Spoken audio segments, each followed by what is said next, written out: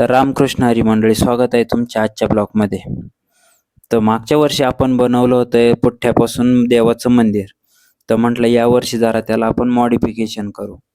मग काय घेतलं, मॉडिफिकेशनला सुरुवात केली. जरा वरचा त्याचा भाग वाकला होता, मग तेवढा जरा क्लिअर वगैरे करून घेतला. त्यानंतर म्हटलं पेंटिंग करायची, म्हणून अगोदर सगळ्याला वॉश म्हणून चुना मारून घेऊ.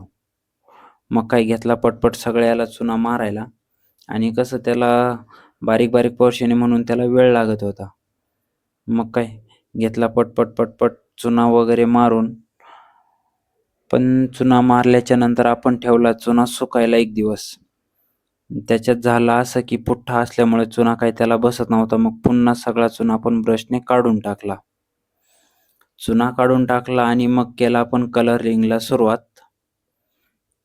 म्हटलं आता कलर देतोय, पण उगाच प्रॉब्लेम नको व्हायला, पण म्हटलं चला होईल बरोबर. मग केली कलर द्यायला सुरुवात. अगोदर खालच्या बेसला पूर्ण कलर वगैरे देऊन घेतला आणि त्याच्यावरती डिझाईन वगैरे करून घेतला. बेसचा कलर देऊन झाल्याच्या नंतर आपण घेतला वरती त्याच्या मेन बॉडीला कलर द्यायला सुरुवात केली. कलर वगैरे दिला वरती पण. त्यानंतर बऱ्यापैकी आपलं काम कंप्लीट झालंच होतं. त्यानंतर राहिलेला भाग मग घेतला, बॉर्डर वगैरे मारून घेऊ म्हटलं. कसं आणि बॉर्डरच्या खाचा बारीक होत्या म्हणून मग टॉर्च लावून आपलं काम चालू होतं.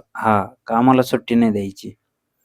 मग काय पटपट ते पण घेतलं आवरून, कारण की 2-3 दिवस झाले कंटिन्यू चालू होतं. फायनली झालं कंप्लीट.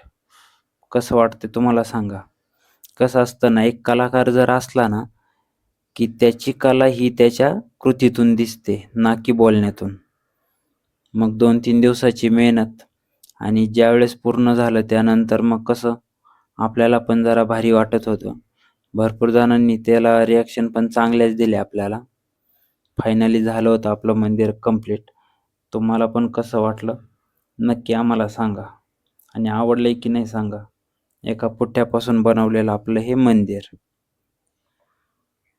बाकी व्हिडिओ कसा वाटला नक्की लाईक करा, कमेंट करा, फॉलो करायला विसरू नका. चला फायनल फोटो दाखवतो.